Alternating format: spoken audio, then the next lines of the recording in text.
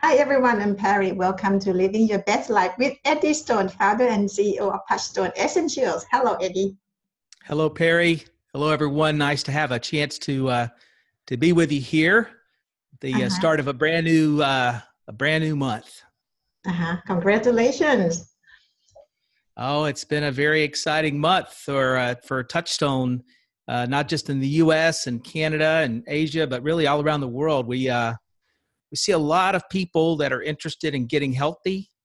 A lot of people reading the blog post, which is always interesting to me that people are, working to educate themselves about some of the subjects we're talking about and interacting with some of the information we put online through social media. So it's exciting. We're coming up on our 7-year anniversary. Oh, And, when we first started, it's a little bit quiet, right? We didn't have a whole lot of people. And I don't know that the subject matter of whole foods and greens and detox is the sexiest subject matter in the whole world.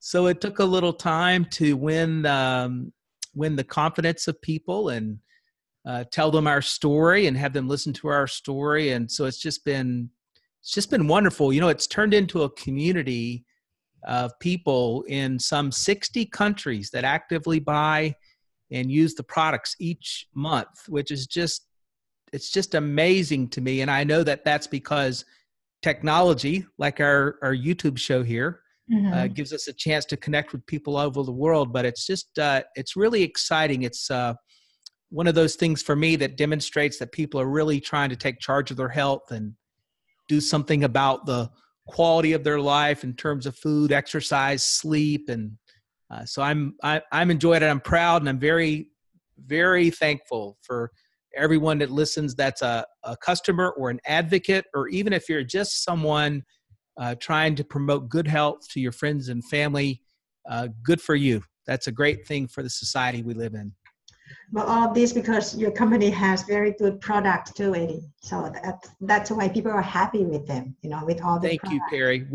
We're very proud, and we're appreciative of the great ratings and reviews that we get. And a lot of people on your show that use the products will give us messages and things, and so we enjoy that. And then we share those with our suppliers, right? So it isn't just what we do, but somebody out there is supplying us broccoli or kale, or Mhm. they're supplying us the raw material for the zeolite. And so we make sure that everybody that's involved with the creation of the products gets to see the end results and the happy people and the healthy people. So it's all a part of it. It's a big Okay. family.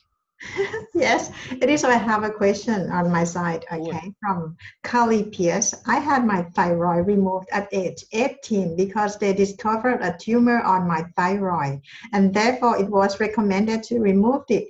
I just turned 60 in December 2018, and I want to discontinue RX thyroid replacement and try some alternatives or organic replacement supplements.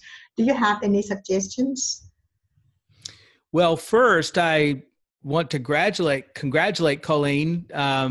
She's had a long, and it sounds like a good, healthy, productive life to have her thyroid removed at 18, and she just had a 60th birthday. I wish she was on the line and we could sing happy birthday to her. That's great news.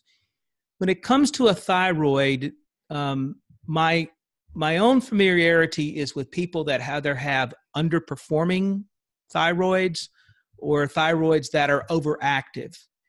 And in both of those cases, while there are traditional prescription medications that have a long history with people, there's also diets that people can adopt, and also natural therapies that have been shown to be effective. Now, I'm not a medical doctor, and not this person's medical doctor, and so I don't want anybody to perceive this as medical advice. But in my own experience in talking to people and working with physicians, I'm not really aware of a replacement therapy, a natural replacement therapy for someone that doesn't have a thyroid. That's really sort of a whole nother set of issues than underperforming or overperforming. And so my advice to Colleen would be to talk to her physician and see if the physician has any insights to alternatives to the traditional prescription medications, which are probably porcine, something coming from pig, um, that while it has been successfully used for decades, I don't know if she's having all of a sudden some symptoms or some side effects that she's concerned about. And so my advice would be to go directly to her medical professional, or if she doesn't feel like her physician is open-minded about this, look in her community for someone that is also a licensed medical professional. I would be very careful to make sure that whomever she speaks to is someone with experience in this area and has worked with people, if they're advocating for alternative therapies, that they're talking to someone that's actually worked with someone that doesn't have a thyroid instead of either under or overperforming. So this is a really serious matter, and I want Colleen to make sure she gets credentialed medical advice. And if she doesn't feel good about her current physician, find someone that's got experience, because this is more complicated than just the prior, under or overperforming. So I don't have an alternative therapy to point her towards because I'm just not quite sure. Mm-hmm. Okay, thank you. And then today, what we will be talking about today, Eddie? Well, we're going to talk about an issue that's been, in fact, we've touched on it a little bit over the last month or two. It's really been in our papers here in the United States quite a bit, in the South where I live quite constantly. And this is the situation associated with surface mining that essentially is poisoning residential drinking water by getting into the groundwater supply and essentially contaminating the water that people draw from the wells, not just for drinking and cooking, but they wash their clothes with, water that just sustains their life. And the specific issues I'm going to speak about are associated with mining communities in West Virginia, which is a state here in the U.S. where it may be the number one, or at least per capita, the number one coal mining region in our country. But these same techniques and tactics of surface mining are used all around the world. And that's whether we're talking about India, China, Russia, anywhere where coal is mined. And essentially, think about it this way. Imagine that you're at home and you turn on the water at your house, and all of a sudden that water is rusty orange. Mm-hmm. And you can actually see, if it drips into the sink, you can see a stain that it makes into the sink. And it's got a strong, almost like a rotten egg type of odor, which we would associate with excess sulfur.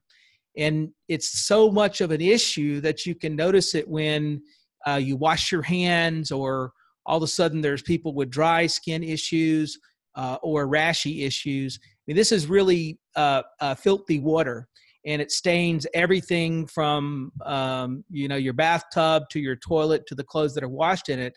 And now, complicates sort of that visual and odor and all those things associated with that. You can kind of see this thing now. You realize that not just members of your household, but people inside your community are all of a sudden, they're being diagnosed with all types of inflammatory diseases, just a variety of health complications, not the least of which is cancer. Sort of unusual rates of diagnosis of cancer. And this is really what's happened. That's sort of a nightmare scenario, right? But it plays out in reality in these coal mining communities where that surface mining takes place. And so it's a controversial issue, as you might imagine. It's very invasive. It essentially means that they're using massive explosions, quite literally, to blow the top off of a mountain. And they do this so that it's easier for them to get to coal that can be found a little deeper inside the mountain. And so coal mining itself, the digging of tunnels, and sort of what we think of when we think of traditional coal mining, doesn't make sense from an economic standpoint. And the price of coal has come down so that with the competitions associated with fracking that we discussed a couple of weeks ago, and techniques for other type of oil exploration, coal has found that the pricing's come down. And so they're looking for cheaper and cheaper ways to do this.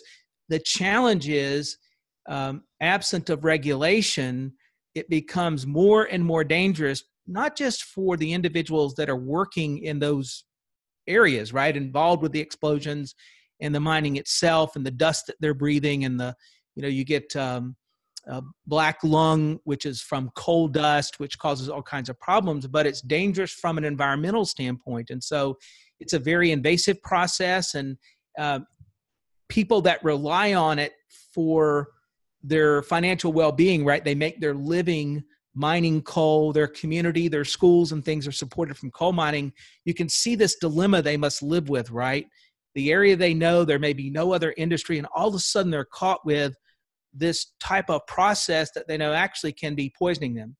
And so we understand this dilemma that people face with, but it's a toxic mess, because once this coal once the explosion takes place, right, and they kind of blow apart the top of the mountain, there's something called an overburden that's then cleaned up and moved around. It's essentially the blown up rock and debris.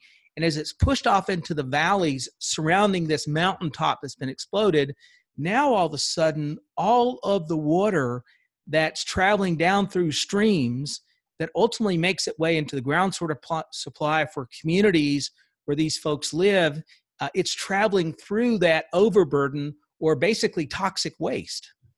And as it does that, it's accumulating all of the heavy metals, environmental pollutants, not to mention the excess waste associated with the explosives. I mean, remember, we're not talking about a single stick of dynamite here. We're talking about enough explosive material to blow the top off of a mountain, right? So you can just imagine the tonnage that's involved with here. And so those are not chemicals that are friendly for human consumption. So, you've obliterated areas where there is animal habitat, so that's sort of a dynamic of it. The landscape has completely changed now. Mudslides and other issues associated with disrupting that land have taken place.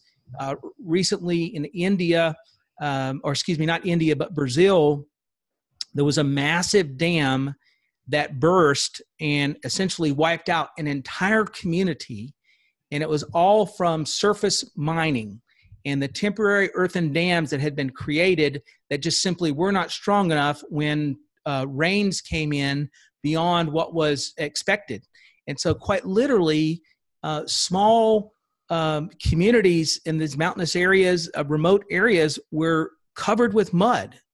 And so you've got hundreds of people that they'll never, their bodies will never be uncovered, right? Entire families, entire households, entire communities. And so in the interest of the ever increasing energy demands of our global economy and technology and things we have, this is sort of a shortcut to a process of mining that already has plenty of challenges. And so when you look at what environmental engineers and others, even folks that work for the coal mining industry, describe, they talk about this sort of geological trash dumping that will be forever a burden in those groundwater supplies, because you can't just go in and clean up that well water. As you can imagine, once the water is contaminated, gets into the supply, gets into the wells, gets into the community, that no longer is a safe source of drinking water, or even water to wash your clothes or to wash yourself in. And it's not going to be cleaned up overnight, right? This is something that will take generations, right? And so if you live there, your only answer is really to move. And you can sort of just imagine the challenges associated with that, because it's the heavy metals, it's the volatile organics. And so all of these private wells that feed these people in these communities now are contaminated. And so all those problems I spoke of earlier, not the least of which is the cancer at frightening rates compared to other parts of the country. And so, it's something that I like to try to bring attention to, because there's people that are listening to us, Perry, that at least have the power of their voice and the power of their vote to say, hey, you know what, this isn't good enough.